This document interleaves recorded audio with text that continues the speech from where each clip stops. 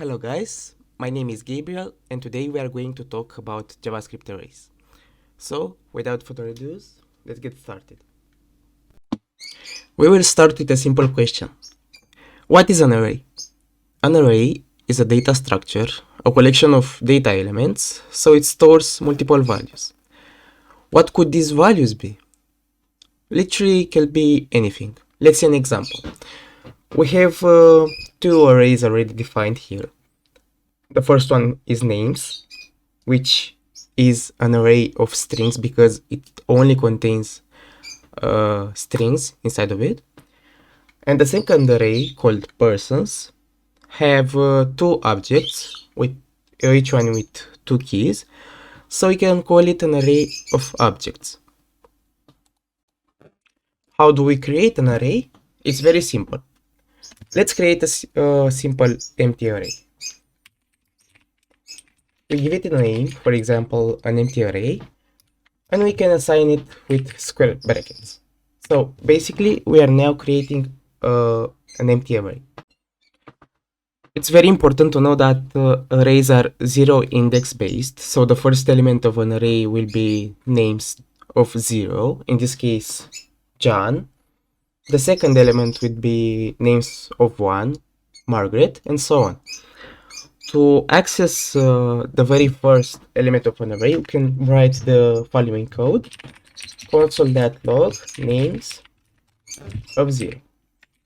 And as you can see, John is now consoled to the console. Arrays have a property called length, which you can use to return the length of an array. So let's see that in action. Console.log names.length, and we should see 3 printed out in the console, as you can see. To access the last element of an array, we can do the following: names of names.length -1. So this is very important. And as you can see, Mariah, it's printed out in the console. A very common operation that you can do when working with arrays is looping over an array. So how do we loop over an array? It's very simple. For now, we will use basic for loop, but in the next tutorials, we will learn more methods to do that. So we define a for loop. We'll go from the first element of the array, so that's I equals 0, to the last one, so we can write names.length. And for each one, we will print the element of an array. So we can comment that out. And as you can see, each name is printed out to the console. So that's really simple. This is how you can iterate over an array and print out every element. To manipulate data inside of the arrays, we can use some methods defined into the JavaScript language. The ones that we'll cover in this tutorial are the following: push, pop, shift, unshift, concat, splice, and slice. So let's start with the first one, push. To insert an element at the end of an array, we can use the push method. It's working in the following way. So let's select the names array still, and let's add another name to it. Or better, let's create another array called puppies. In the start, it will have two dogs called Rex and Max. And let's try to add another dog called, I don't know, new dog. Let's comment this out in the beginning. And let's cancel it the pass. As you can see, new dog has been pushed to the end of the array. And that's basically it for the push method. It's pretty straightforward. The next array method that we will use, it's pop. And what it basically does, it removes the last element from an array. So it's the opposite of push. So let's try it out. Puppies that pop, and we can store this in a variable. For example, we can use const last puppy equals puppies that pop, and we can point it to the console, so we can have it in a variable to use for later. The next method on our list is shift, which removes the first element of the array and shifts all the other elements to that position. So let's see, let's remove Rex from the array now. We'll comment this out, so we'll have 3 dogs now, Rex, Max, and new dog. So let's remove the first array element. We can simply say puppies dot shift and console log puppies.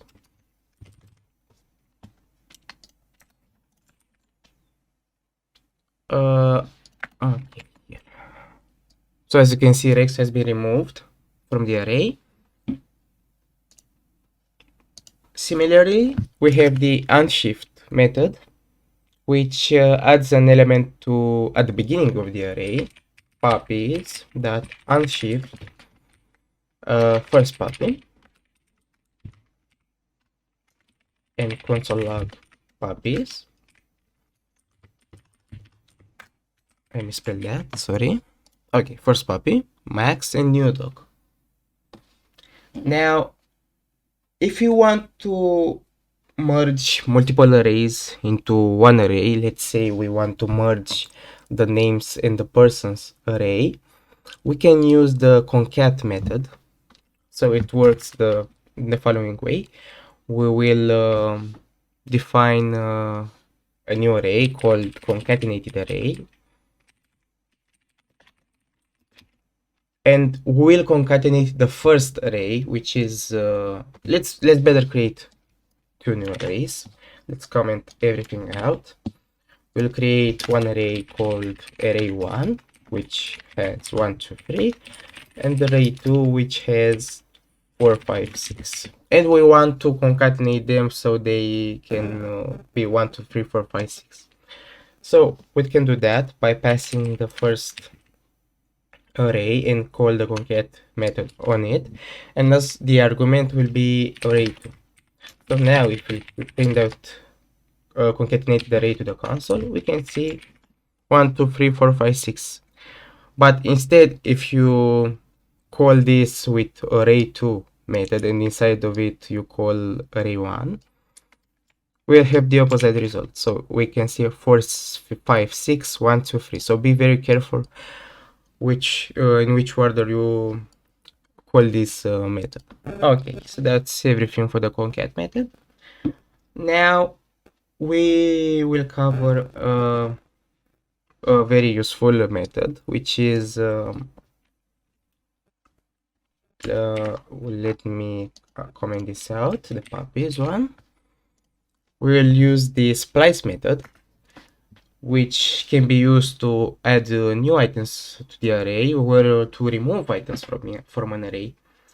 So we can basically add a new item to the puppies array by simply saying puppies that slice, and it has more arguments. The first argument will be the start number, which is the index of an array where you want to add or remove something. I'm sorry. Now we are going to talk about the splice method, which can be used to add new items to an array, or you can use it to remove some items from an array. So yeah, to add a new item to an array using the splice method, we can simply use puppies.splice, and it has more arguments. The first argument will be the start index of the item which you want to remove or add, the index of it in an array. The second argument is optional, and if you provide it, it will delete some elements. If you don't provide it, it will simply add an item to the array. That's simple. So let's add an item to the array. We can say add an item at the position number 1, so at index 1. Let's say 0, so we don't want to delete anything from the arrays, we want to add, and let's say a value now, bar. So now if we print out to the console the puppies array, we can see that we added Barney at the index of 1 and Max shifted to the right. Now if we want to remove Barney from the array, we can simply call puppies.splice 1, so the index number 1, which is Barney, as you can see here, Barney, it's of index 1, and pass 1, so we want to delete one item from the puppies array. So console log puppies, and as you can see, Barney has been deleted. If we instead change this number to 2, it will delete two items, so Barney and Max. If you want to delete the last element of an array, we can, in this case, we can simply say 2 and delete 1. So Max should be gone. The last method which we'll cover in this tutorial will be the slice method. The slice method slices out a piece of an array into a new array. So let's try it out. Let's define a new array, sliced array. And we can simply make a copy of an array by using puppies.slice of 1. So now if we print this to the console, we can see, let's comment this out. Okay, so now what you can basically see is that we can make a copy of an array by using the start position of 0, so it will go from the start up to the end, but in this case we didn't provide the end argument, so it will go all the way until the array is finished, so it will make a copy. If we instead wanted to make a copy of one portion of the array, let's say we add here two more dogs, new dog, and I don't know, Barney again, Barney. Okay, so now we can see 4 dogs. If we instead wanted to see only Max and new dog in the new array, we can start at the position number 1 and take 3 legs, let's say. So now Max and dog are now printed to the console. What this means, it's that we are starting from the index number 1, which is Max, and we are going to index number 3, so 0, 1, 2, 3, but it is not included, so until index number 3, but it's not included, so it's basically Max and new dog. So that's the tutorial, guys, for today. Thank you very much for watching. Please like and subscribe, and in the following days I will create a new YouTube video with JavaScript arrays part 2, in which we'll cover more detailed and complex array methods such as map, filter, for each, include sum, every, and yeah, see you next time. Thank you.